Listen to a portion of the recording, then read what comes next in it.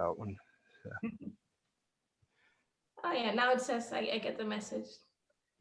Good. So now, second time lucky, we are live on Monday Live, the very first one of 2021. So happy New Year to our guests here in the studio, which our special guest of honor is Trixie, Beatrice Kastrati. Ben, you are part of the team. It's great to see you. And welcome and happy New Year to all our listeners and viewers as you come on. This is more than our 40th, I think, Monday Live, and that is amazing. If you think of the discussions and topics that we've done, we've ranged a long way, but today we have the provocative title of 2021, Why Bother? Well, that sounds like a very negative way, but we're going to turn this into the biggest positive, uplifting vibe that we can, aren't we, Trixie? So, Oh yeah. 2021, and you did a great sermon, really, about how much bothering translates into the best we can be, and you link that with the lovely illustration of twinkle lights. You know, I like the way you call them that, the lights that we have everywhere that are maybe twinkling actively or just there lighting up a dark corner. Such a lovely illustration, and we're going to try and constantly come back to that inspiration, aren't we? So tell me why you chose that topic for the end of the year and the beginning of this new year, 2021. Well, to be honest, I like the wordplay, first of all, to be bothered and to bother, but at the same time, I found it so interesting how the last year developed, and just in view of the last year, how we're planning to do it this year. Because in the beginning, when the pandemic was very new and everybody was so enthusiastic, let's show solidarity, let's clap, fireworks, the whole thing, and it all kind of petered out.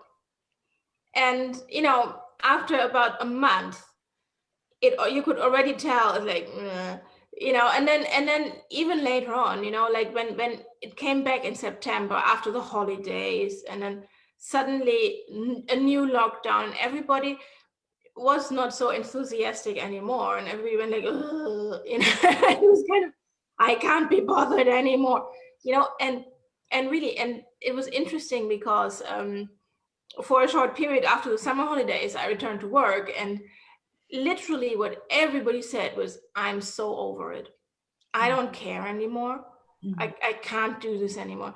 And it was so interesting, because it wasn't actually such a long period, because if we look in the grand scheme of things, a year or even 6 months, it's not that much, but kind of how everybody lost their enthusiasm, their spirit, their solidarity, all of this is kind of, because in the beginning, everybody watched the body coach, everybody had this grand exercise scheme. Oh, I'm going to learn to play the guitar. I'm going to do this. I'm going to do that. Oh, I'm going to totally use this time. And in the end, you kind of didn't keep up with it. and you couldn't be bothered anymore. It became a kind of more of a depressive visitor. It became a little bit more of a depressive scenario in that way. I know that when people generally feel like they don't want to bother, that is often a sign, I know especially in young people that I work with, a sign of losing their spirit and actually becoming depressed. And the more we withdraw from engagement with other people, the more that can be a sign and a symptom of depression. And we don't want to go there, because this is a major problem, isn't it? We want to really avoid that. And we're going to ask people soon that are watching, maybe Ben will even have put it on, if there are things from the recent past that have really bothered them, so any of our viewers, that you can think of ways to fix. So we don't want to really get miserable tonight. We don't want to talk about, you know, the fact that we do have a virus around and we're having to deal with it, but maybe specific things that have upset you or bothered you that you feel that we can help with, or that you've managed to turn to a good. So if you think of those things, please put them on the chat, and Ben will put those out for discussion as soon as we get them. But that wordplay is that I can't be bothered, and sometimes we say it jokingly, sometimes we say it angrily. I just can't be bothered with those people anymore. Sometimes it can be a type of dismissal, can't it? Sometimes it's a self-protection. What do you think? What do you think of that feeling? I can't be bothered. What does it engender in you if you say those words? What does it make you feel like? Well, it feels very familiar. Yes. For example, I remember New Year's Eve. Interesting example, because it just happened, right? And it was 5 p.m. and I hadn't prepared anything. And I actually texted my friend back in Germany, and I said, in Germany you have a very specific expression for I can't be bothered.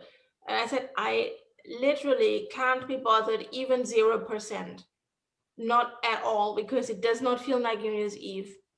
For me, it's just another day in pajamas. I don't care anymore. And then I thought, okay, I kind of should make the effort, because New Year's Eve, you know, coming from a different cultural background, you know, means a lot to my husband, you know, to Julian, because where he grew up, basically you would not celebrate Christmas, but New Year's Eve was a big deal. You celebrate New Year's Eve in that region. And I thought, okay, I'll do it for him. And I just started cleaning the kitchen, you know, and I thought, okay, what can I do? I literally had not even done shopping. I just thought, okay, what have I got in the fridge? Got some spinach, I got some phyllo pastry.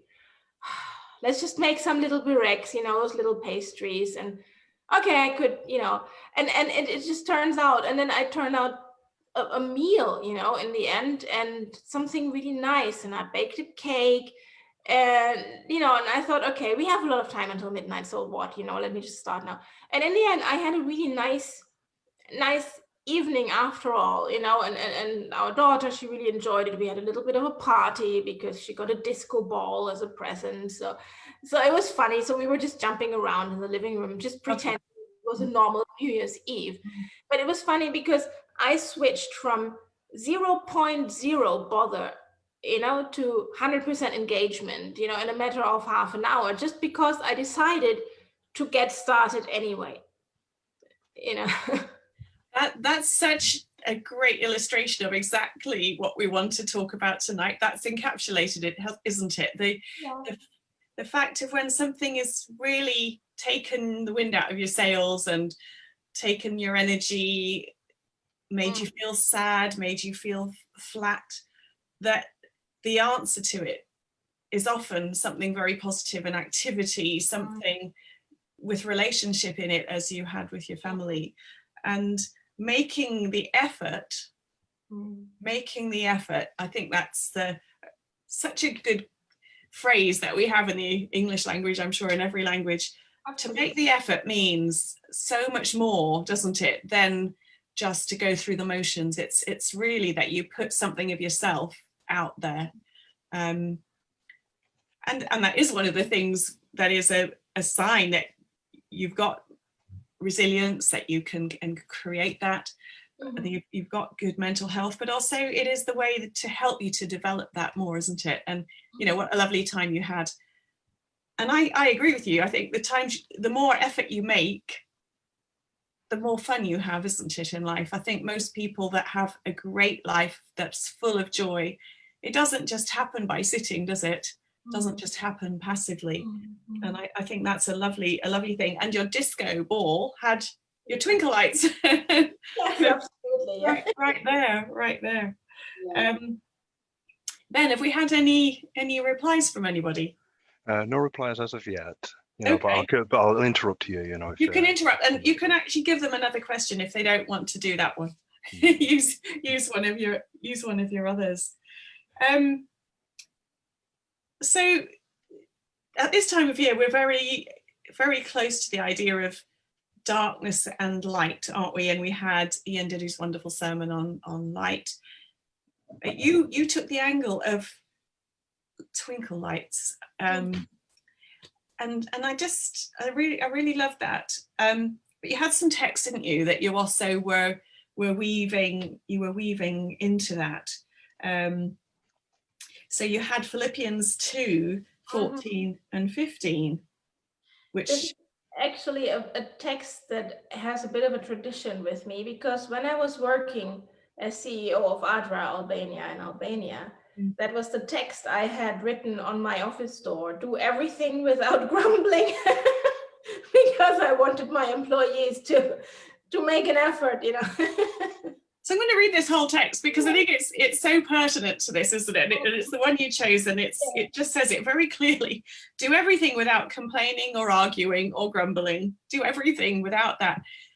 Because the opposite is so sapping, isn't it? The more you grumble, the more you complain, the more you focus on the problems, the worse you feel, the worse everyone else feels, the bigger those problems seem to get. So do everything without complaining or arguing, so that you may become blameless and pure, children of God, without fault in a crooked and depraved generation, in which you shine like stars in the universe as you hold out the word of life. What a lovely thing. So that just becoming the opposite of arguing and complaining and grumbling, you become blameless and pure and like stars in the universe. You know, people that are grumbling are not stars, are they, to us? We kind of avoid them. We feel dark around them. Go on. Well, we feel, it's so funny, because I'm sure everybody in their workplace has these two people. And there's always this one person that never complains, is always positive, always has a nice encouraging word for everybody. It's just taking everything on, you know, it's just positive, and everybody loves them. And then everybody also has this other colleague or this other person in the office that says, I hate this job, I can't go on with this anymore, it is terrible, you know. And it's so funny, because you have this positivity on the one hand, and you have this negative on the other hand, and both of them can be funny and quite slapstick in their own way. But there are stereotypes that actually exist in the real world, you know. And I'm not talking about doormats, people that just take everything on and just never say a word and just say, okay, I'll do it. But people that are just always positive about it and just say, okay, I'll see what I can do about it. And it's a lot to do with attitude, you know, because it's not, you can't choose what you're supposed to do. You can't choose your tasks a lot of times, or you can't choose your objectives, but you can choose your own attitude.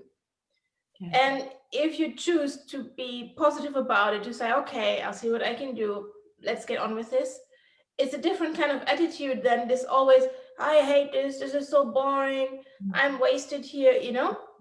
And it's so interesting, because, you know, I worked with those colleagues all the time.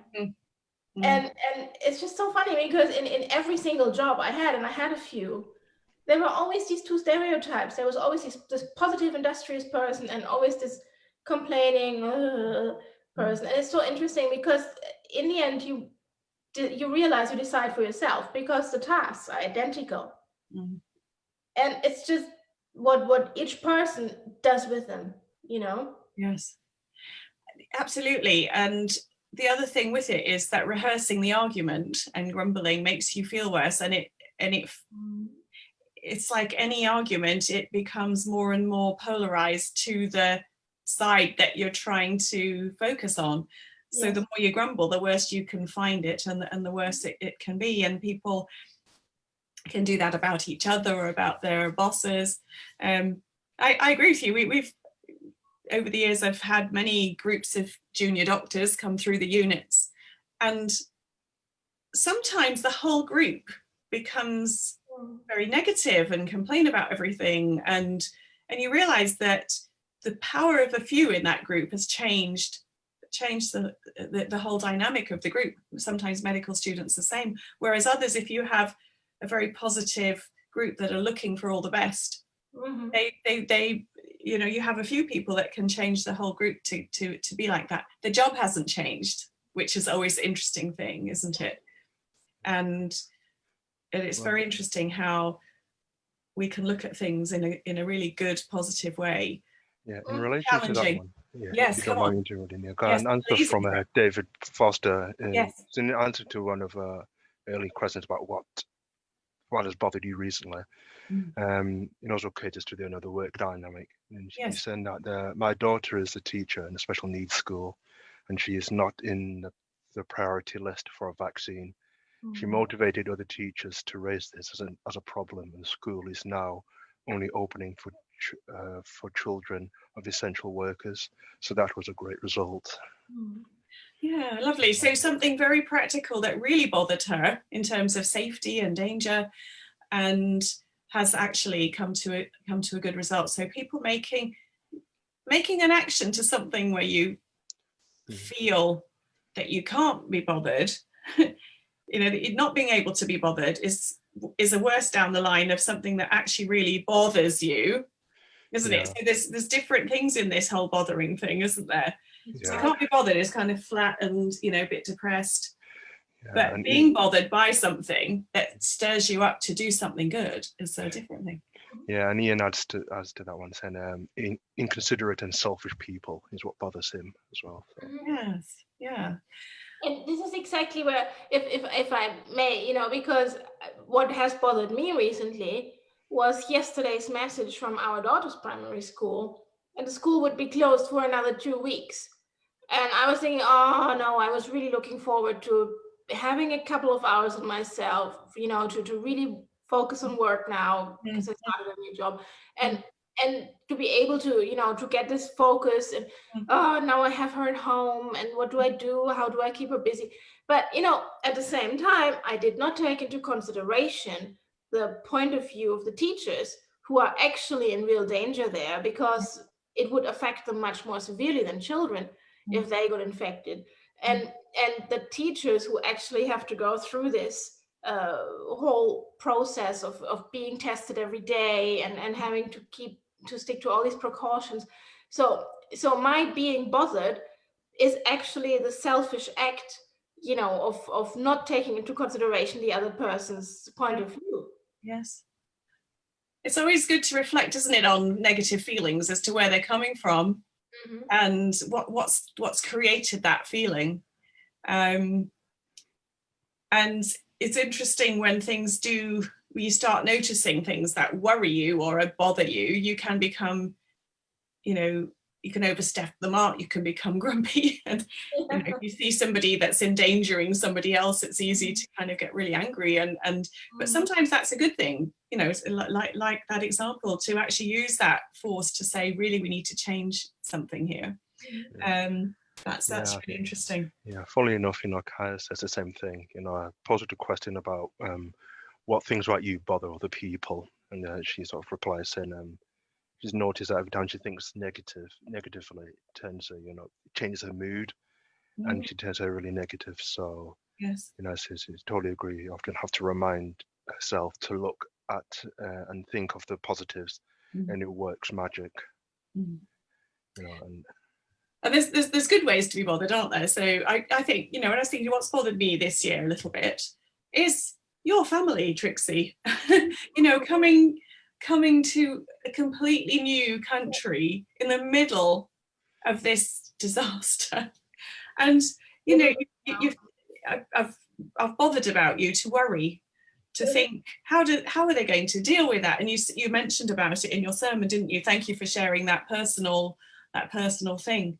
And yet you've been such a blessing to us by being here, you know, having you and Julian, and having, you know, an incredible team working. And what what I hope, linking to the text in Philippians, because I'm sure this is a problem with ministers, where they must get lots of people come with all their problems and potentially all their grumbling about lots of different issues. And I hope that we will never do that, that we might share deep heart burdens, but not to grumble and to complain. But I guess in that light. I'm sorry, I'm interrupting you. No, here. please. I have to sing my husband's praises there a little bit. Good. I know I'm biased, but I realize I'm biased, but it's just probably talking a little bit about from behind the scenes, you know, because obviously I'm at home and I'm here with him as well, because his work is also home-based at the moment. Yes. He's on the phone a lot. He really talks to a lot of people. He goes through 20 plus phone calls a day, just making sure people are okay, you know, counseling them. And you know what? Every single time he's on the phone, at some point I hear him laugh out loud. and he somehow manages to cheer everybody up and not to lose his own positivity. So it's very interesting. His phone rings all the time. He's always on the phone. He's always on call. But at the same time, he's always cheerful. He's always positive. And, you know, at some point because I have a much lower attention and I'm really not very patient. But at some point I would just hang up. You know? But he always manages to just cheer people up, be there, you know, be in the moment. And it's just so nice sometimes when you know, he starts out with, oh no, what happened? Oh no. And I'm like, oh, better give him some space now. And then a few minutes later, I hear him laugh out loud. You know, so that's just for me the perfect example of a positive attitude, you know, because yes, you do somebody who bothers, and of some, because he bothers, doesn't he? So he bothers to help other people to cheer up. Yeah. What a lovely, that's a really lovely example. Yes, exactly. And if we can make someone laugh and make them happy, that's such a big counter, isn't it, to the troubles that bother people, rather than the things they want to change. So when I was thinking about this topic, and I know you've got we've got a lot to talk about, it made me think about how much effort we put in when we bother, and the biblical basis for that, actually. So I looked up a few nice texts from that, and there's the Ecclesiastes 9:10 and Colossians 3:23, which are kind of the same text but repeated, and I'll read them again because they're lovely. It's whatever your hand finds to do, hopefully your heart and your mouth, and do it with all your might. You know, actually really do it with all your might, whatever your hand finds to do. And you think that's your work, whatever that is, your parenting, your cooking, your relationships. For in the realm of the dead, where you're going, there is neither working, nor planning, nor knowledge, nor wisdom. So when we die, everything is gone. There's no knowledge and wisdom. And if you're doing things with effort and bothering, those things are there: working, planning, knowledge, wisdom. It all comes into the bothering, doesn't it? I like that one. And the Colossians 3:23 said, whatever you do, work at it with all your heart, as working for the Lord, not for human masters. So, you know, that then it doesn't say only if you're doing this bit, do it well. It says whatever you do, work at it like that. And I think that's a really important thing, isn't it? Absolutely. Yeah. So with your twinkle lights, tell me some of the things that you feel are like lights in our world, and you've mentioned some of them on the sermon, but you know, just local lovely charities and people making a real effort. And I guess in the New Year's Honours List there were so many wonderful COVID linked things that people had done, and you mentioned the Barrack Food Aid. Did you see that man being interviewed that started that? He's so honest. They had to trap him to give him his award. they had to pretend they were going to help him with food parcels, and even when he got it, he was kind of, I'm just taking these out. I mean, honestly, what an incredible man. And all the shops around knew him, and they saved food for him, and he just, you know, so pushed on, and whatever he was doing, his was definitely with all his heart and soul, and doing it, you know, as unto a higher calling. I wonder if you had any things that you wanted to raise. Well, it's so impressive, because obviously it's beautiful to read. I mean, if you follow the news, if you follow the local news, you hear all these positive stories, and I'm so happy that these stories are also shared, not only the horror stories that we also hear, but also the positive things. And for me, everything is positive. Any act, any cartoon that a friend of mine sends me on the phone, it makes me laugh. Anything at all that somehow brightens your day, even a little bit. It's just a little light in the darkness, you know, because you know, what I like about the term twinkle lights is it doesn't set the bar too high. Yeah. You know what I mean? Because if we talk about Baraka Food Aid, it goes without saying, it's a floodlight. It didn't start like that though. It started. Yeah. And if I think about this, then I would think, oh, I will never be able to do this. I do not have the energy. I can't be bothered. Yes.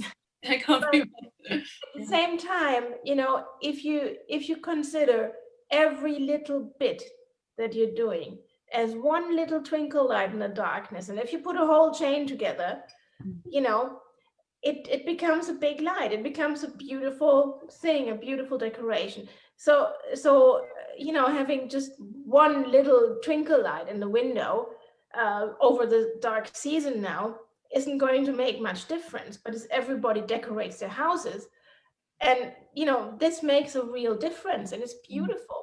And this is exactly the same thing with acts of kindness. It's the amount of little different acts of kindness that make the world better. It's not just a few focused, very large efforts and initiatives, but it's actually every little bubble, every little thing that is happening out there. So even when you know, over the Christmas period, you know, when the restrictions were just a little bit loosened, you know, just meeting with one family was just so refreshing.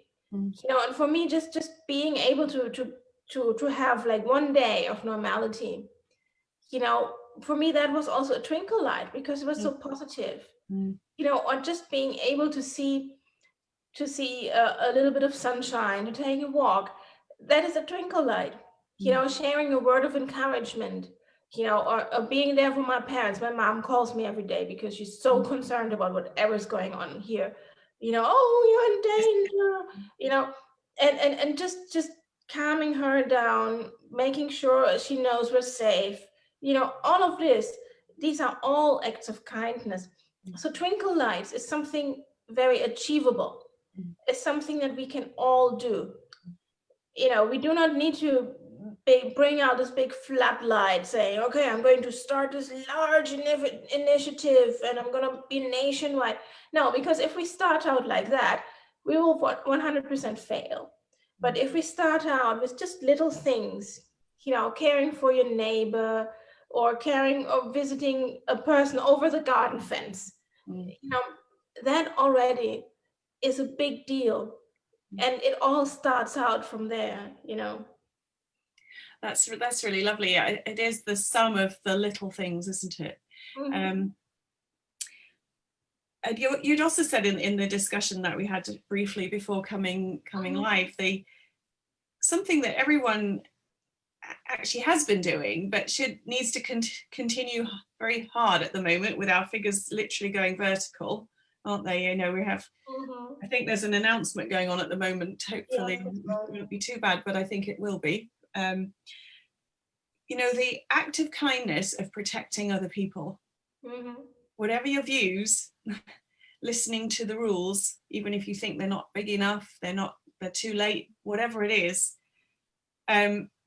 the act of kindness of actually helping other people not to get ill, how enormous is that? You know, Yes. and of course the thing that can bother you is if you think people are actually causing the figures to go like that, but well, that's a different thing. Absolutely, yes. Because clearly we've got a very active virus at the moment. It's the sense of entitlement. Oh, I'm entitled to my oxygen. I'm entitled to my, to my haircut. I mean, instead of thinking, okay, everybody has a bad haircut.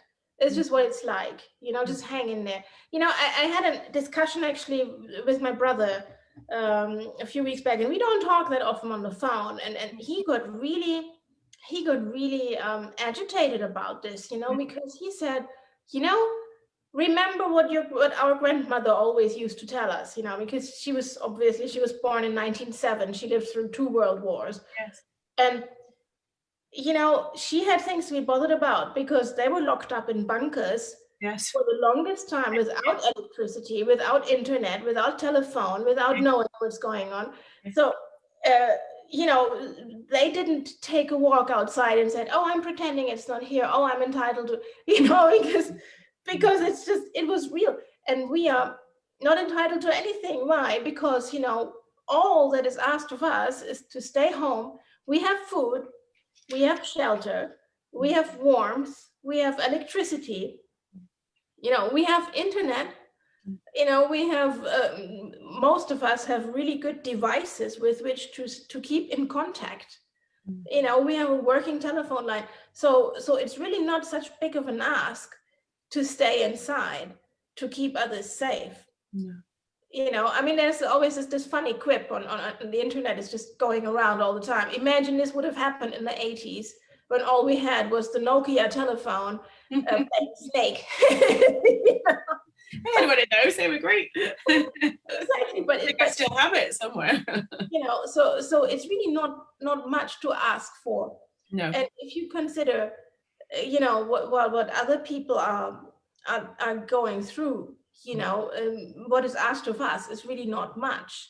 And that is just following the rules. And those rules aren't that terrible if you think about it. Yeah, you're right. And I think if we can make that into something that we're doing as an act of kindness for someone else or for our own families, Yes. The damage that might prevent somebody from suffering is massive, and that's a twinkle light in lots of people's lives, is to feel safe when they're out and that people are taking those precautions.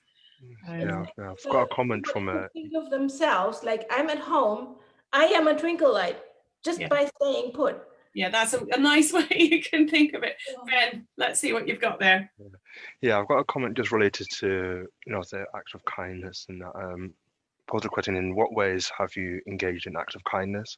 I think Ian came with a good reply, saying trying to be friendly to everyone we encountered on a walk, saying hello, keeping a good distance, stepping on the road if you have to, and things that should be the norm, really. Yes, that's lovely. So yeah, it's just that generally, if you do go, if you are to go out, do it safely and just generally, just be polite, really, and not get in people's faces. Yes. And I think there's, that interaction between people now is those phone calls, those WhatsApp groups where you can talk positively, I think are going to be very important for the next few weeks and months again.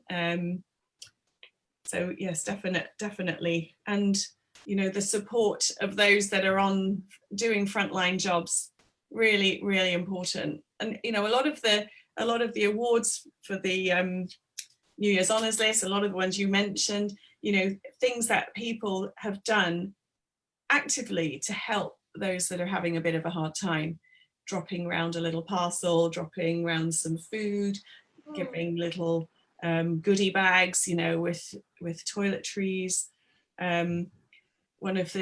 Somebody created like a first class airport lounge experience in the hospitals so that people could go and relax there in the middle of their busy work. Yes, that's really nice. Yeah, I've got one here. I think Jensen agrees with you with that last statement in there. Small acts of kindness prepare people's heart for the sharing of the gospel. In natural and spread of it was oh sorry, bear with me. You did that in just jumped here, sorry. Small acts of kindness prepare people's hearts for the sharing of the gospel in natural way with them. Mm-hmm. So, and it's just the way that we show love to others. It should, should be a natural thing, shouldn't it? And I'm going to read your text from Isaiah 49:6 at this point. And it said, I will also make you a light for the Gentiles, that you may bring my salvation to the ends of the earth.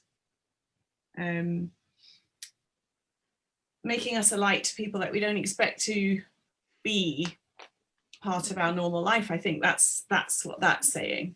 And I think one of the things that bothers me hugely is things that you can see people suffering that you can't necessarily change for that person.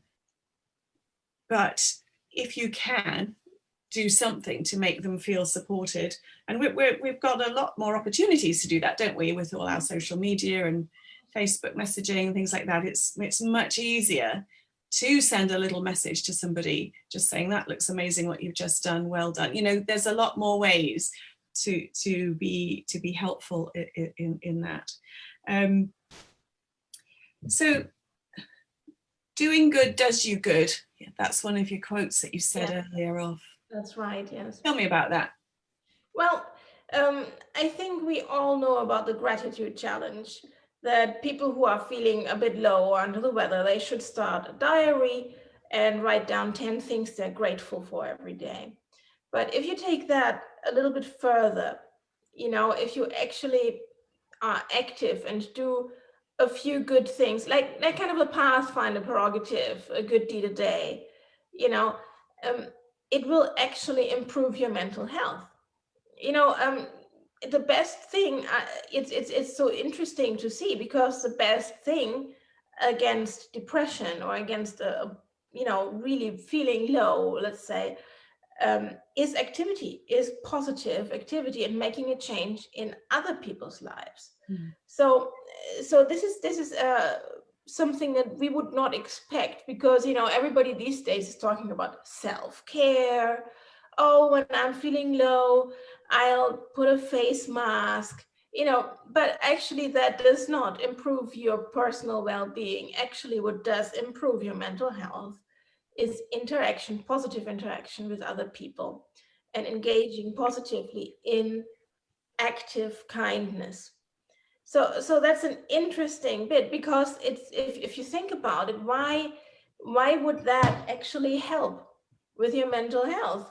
And as doctors, it's difficult to write a prescription, not for an antidepressant, but for, okay, do one good deed a day.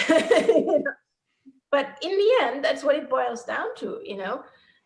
People who are volunteering, they are much more stable and much more satisfied with life, no matter what their circumstances are, I might add, than people who disengage. So it was, I think, I can't remember who said it, but there was this one rather flippant remark, like that the Good Samaritan only could help the person who was robbed by the wayside, could only help because he had money. But is that true though? Because it's a rather cynical point of view, isn't it? Because if you think about, the people that passed by the Good Samaritan, people who were working in a temple, they were usually of great distinction, and they were actually probably very well off. While we don't know much about a Samaritan, he might have been wealthy, but he might not have been at all. So circumstances aside, it doesn't matter what your own personal circumstances are, but being a positive and a kind person actually does wonders for your mental health, whether or not you are able to, financially or in whatever way. So this is something that is just very important to know, that if you're feeling bad, if you're feeling low, make somebody else feel good. and you will feel good too, you know. And the counter for that cynical, that cynic saying about the Good Samaritan having money is that in actual fact, the truth is that the poorest people in the world share the most with other people. Yes. You know, most of the refugees that we have are in very poor countries. They will share their meals with each other. You know, if you go to a poor country and try and come away without being given gifts or being taken for dinners, you know, you won't manage it, because people that have little value the ability to help someone else with less. And I think they've worked that out very quickly, haven't they? That it's helping. I picked up the I was thinking about this effort and working and bothering, and I thought Proverbs has got to have loads of this sort of thing. And of course I found the biggest, most inspirational person of effort, which is Proverbs 31, the wife of noble character. Yes. And I'm going to unashamedly look at this, because actually it fits so much with what you're saying. And we don't have a similar one for a husband of noble character. So I think with that one, you have to look a bit deeper. I've got one from a king we'll come to, but this very quickly. Yes. A wife of noble character who can find, she is worth more than rubies. Her husband has full confidence in her and lacks nothing of value. She brings him harm. Sorry. She brings him good, not harm, all the days of her life. So it's something we can all do, looking for what we can all do here. Selects wool and flax and works with eager hands. She's like a merchant ship bringing food from afar, sourcing things. That's really pertinent to the moment, isn't it? And lots of people are sewing.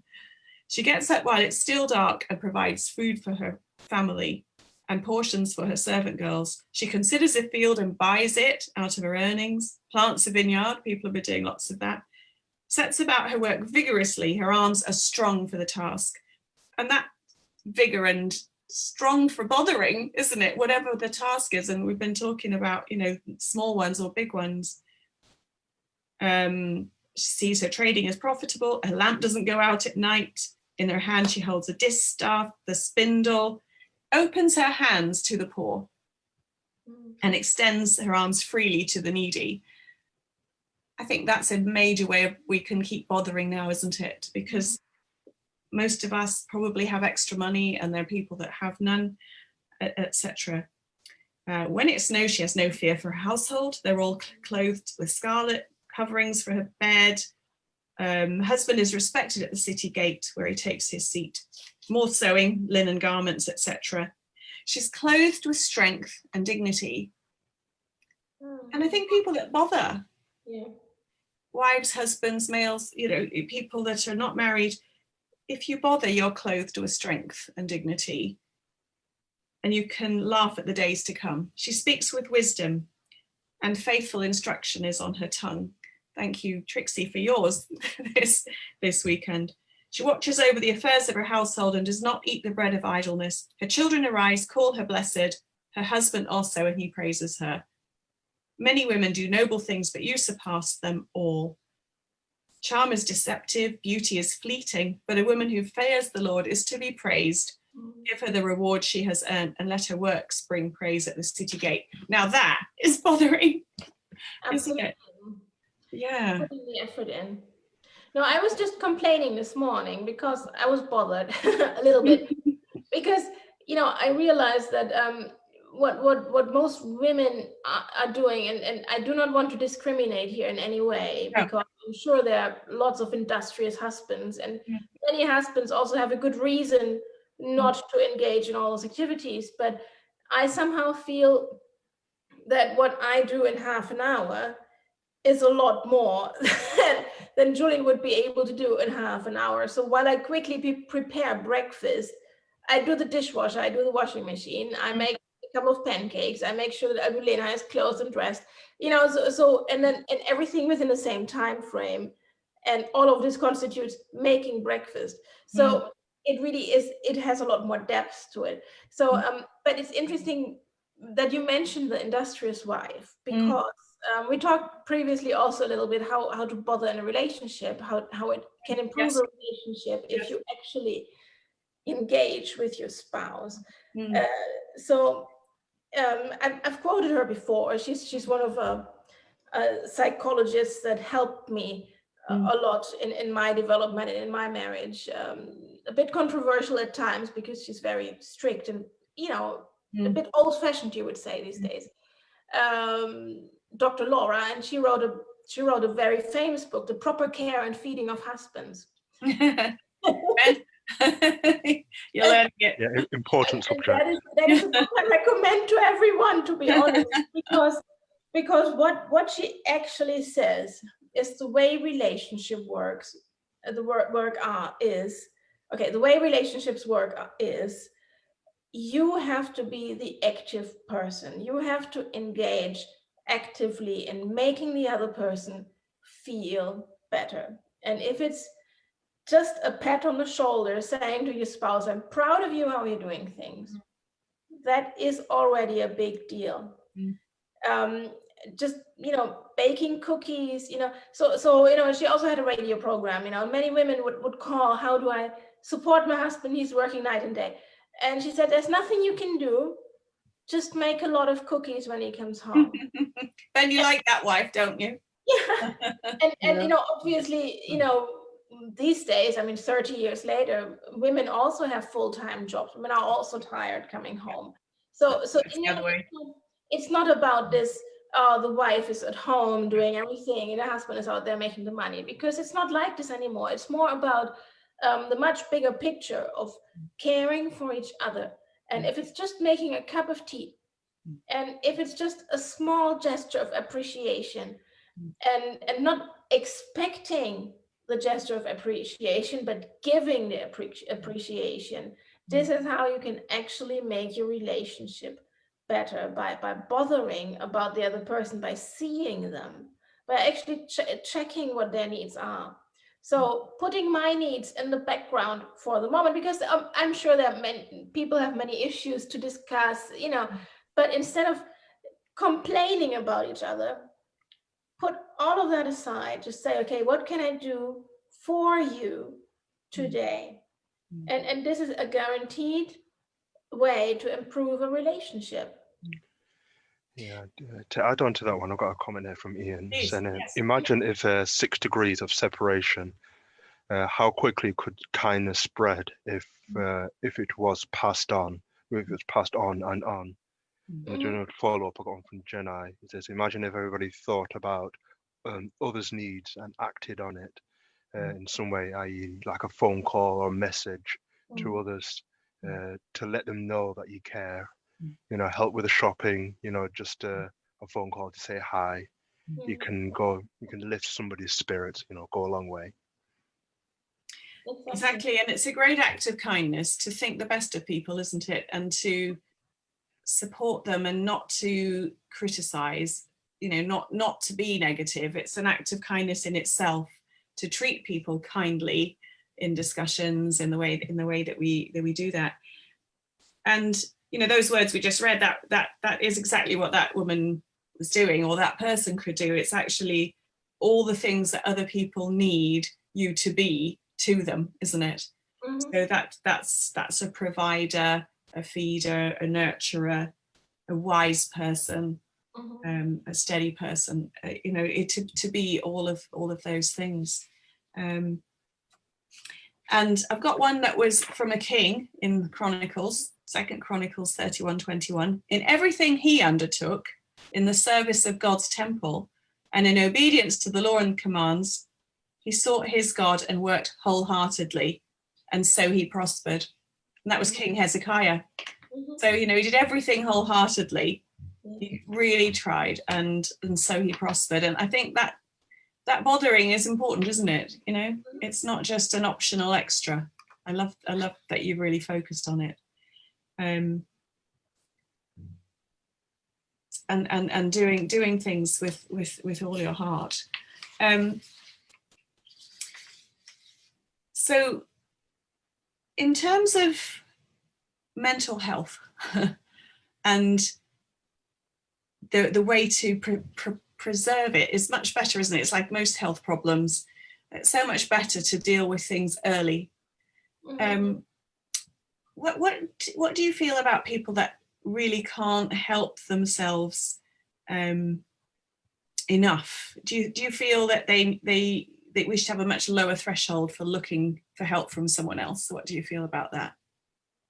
Well, if your bothering doesn't come back. Yeah.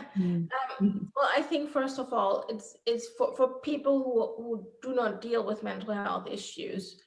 It's very easy to say, oh, just get up in the morning. It can't be that hard, or just, so all these easy, oh, just smile more. It's going to make you feel better. All these superficial, empty pieces of advice that aren't really helping, because if anybody really has depression or really has a mental health problem, all of this shoulder patting is not really going to do the trick, obviously. So we have to make a distinction between looking down on people with mental health problems who are actually not able to care, and saying, oh, they should just care more and then everything would be better, because it's very easy to cross that line and to be disrespectful and also to be very superficial in assessing their problem. But at the same time, encouragement should pick them up where they are. So if I know I have a person with a mental health problem, there's nothing wrong with doing things with them instead of telling them to do stuff, oh, just get up and just do it, because that's not going to work. Because people with mental health issues are already stigmatized enough. They're already judged enough in the society. It's just recently that they've been recognized at all as people with actual health problems. Because before, I mean, if you talk to anybody from my parents' generation, they would never admit that they would have had mental health ever, because of the stigma. And only now it's actually become apparent that everybody in any layer of society has these problems. So it is important to take it seriously, but at the same time, it is important to also not just leave them in their corner, but to also engage actively with them.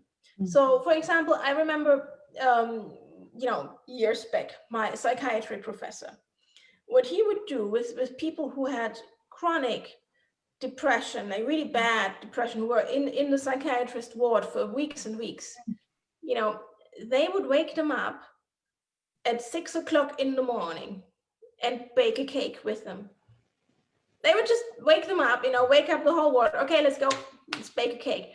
And everybody in the whole ward would just be engaged in baking, but that was part of the therapy. So it was not telling them to do stuff, but actually everybody engaging together with them at a really ungodly hour. But it was getting up early to get them going. So and I thought that was a very interesting approach, because it's let's do something together. So instead of pitying and doing nothing, actually actively engaging. And this can take many different approaches, many different layers. But it is important not to be superficial or judgmental or snobbish or looking down on people. Or it is important to pick people up where they are and to say, okay, I need you to say one positive thing today, encouraging. I'm not saying you can heal mental illness with encouraging words, because obviously there's a very large approach behind there, but it is a start to recognize and see people with problems and to pick them up where they are, to engage with them actively. I like that. And it's true that a lot of people use friends and their family members who will listen and talk. So talking, just spending time together, talking things through, walking, going on a walk and talking things, really, it's really helpful, isn't it? And a lot of things can be done prior to things getting really out of hand. So I wonder if we can ask the last question. We're running out of time actually, but I wonder what things people are going to bother with this year? What were you going to bother to do? You know, what are you going to get up and do? It's not New Year's resolutions, it's the effort. What are you going to put your effort into? I don't know if anyone wants to share a few of those. Ben, are you going, when you're typing, I won't disturb you. No, well, I know that this year I always try and make it a thing to learn like a new skill or try to see something that I didn't quite do, you know, last year, and make a concerted effort, you know, to try and do it this year. One of the things I hope to do, you know, is what was it? Yeah, I think one thing I want to do is learn how to, do you know the keyboard? Like learn how to, been learning how to touch typing. Yes. But there's like a different layout sort of thing that you can use. And I was hoping to say, you know, use that, learn a different way of typing, you know, on your computer and that. But that sort of like got, you know, it's disheveled, and there's a few things related to work which got railed because of, you know, COVID and that. You know, I was hoping to meet, I know, a lot more of my friends, you know, this year, last year. Yeah. But this year I sort of made an effort, you know, to read more, you know, 'cause that's one thing I found is that, you know, I haven't really sat down and actually read through, you know, the great plethora of books I've got around me. It's just like, that's so really good. Yeah, so I thought, just sit down and read more. Yeah, good. That's really good. And if any last minute suggestions come through from our viewers, we'd like to hear them.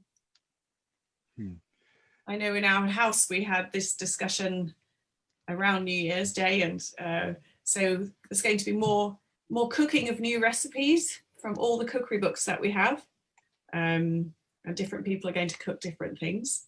And we've got all the walk books out to find all the extra paths that we haven't walked, despite many walks that we have done. It's very easy to do the same ones over and over again. So those are just for our own home well-being. But that's just a couple of things that we've done. Trixie, have you got any? Well, like you said, New Year's resolutions are not exactly the same. It's more like more effort. I know, at the minute I actually speak it out, I jinx it, and I know I won't do it. Just keep being yourself in that lovely way. Apart from the obvious fitter, happier, healthier, you know. Yes. I mean, I actually intend to be more sociable and to be more active in making friends, and not just waiting for people to call me, but actually making a few phone calls myself. Yeah, that's good. Yeah, that's good. It's a hard thing, isn't it? That's but at least it's a start. Yes, that's really important, and it's, you know, that is a hard thing, isn't it, at the moment? And hopefully with your new job you'll have some, you know, some contacts with people that will also help. I don't know if they do Zoom meetings from the office, so you can start them, can't you? Yeah, exactly. That's a big deal already. Yeah, I've got a comment from Ian. He's starting a new job in February. And he said one thing he wants to do is this year he wants to bother to build in weight loss during lockdown in 2020 to improve fitness in 2021. And he says he's got a lot of stuff to learn, you know, with this new role. Yes, learning is a very good thing. Going on from Elia, forgive me on my pronunciation on that one. Just bother to reach out to friends more. That's really good, really important, really, really good. And maybe I'm going to end. Go on. I'm realizing I'm trying to grow my hair this year, so as a resolution, and to resist the urge to shave it, because I love shaving my hair off. So that always looks fun. Much effort to let my hair grow. Let's see. Excellent. That's nice. I think do something different for yourself is a good one. The millimeter, yay! Any more comments up there, Ben? Well, none at the moment, but I'll interrupt. You know, interrupt me, but I'm going to bring it to a little close, I guess, because we are at 1:30. I know we came on very slightly late because of the technical things, but these are very well known texts, but they're both from Deuteronomy, and Deuteronomy 10:12. And now Israel, which is all of us, what does the Lord your God require of you but to fear the Lord your God, to walk in all his ways, to love him, to serve the Lord your God with all your heart and with all your soul. So to remember that when we're doing all this kindness and goodness and serving others and helping them, we're also doing it for God, aren't we? And, you know, Jesus said very clearly that if we do something to the least of his children, whoever we might consider to be that, we're actually doing it to him. So you know, there's no such thing as an inadequate little person that we can just move apart. So to remember that's a real bother, that to bother with everybody as unto Jesus. And obviously this one is what Jesus said, and it's from Deuteronomy 6:5. You shall love the Lord your God with all your heart, with all your soul, and with all your might. So it's with your strength you put into it, not just your heart, but your strength. And of course, your neighbor as yourself. I think that's probably our highest inspiration, isn't it? To put the effort into loving God and others as much as we love the most important person, you know, hopefully as much as we love God himself. So thank you for it always goes so quickly, doesn't it, when we start talking. Yeah, it was really fun, and it's good to speak to you and to have this thought-provoking kind of quizzical way of looking at the new year. But with those twinkle lights, if you know, as many little twinkle lights as we can put into our life this week, that would be great. Yes, absolutely. Shall we pray? Let's pray. Our Father, this has been an amazing time to talk about a lot of important things, but especially about why making the effort and bothering is so important. Because we know that you bother deeply about us, and you also are very aware of everything that affects us and makes us wobble and become a little bit uncomfortable in our hearts. And especially now, the way the world is, that we have many things that we could worry about, but we also have a lot of opportunity to show kindness to others because we do have a little bit more time to think about them. Please help us to make those efforts as we touch other people who are needing that comfort, that we will bring light in some small way to as many as we can. And that as we do that, we will do it on your behalf.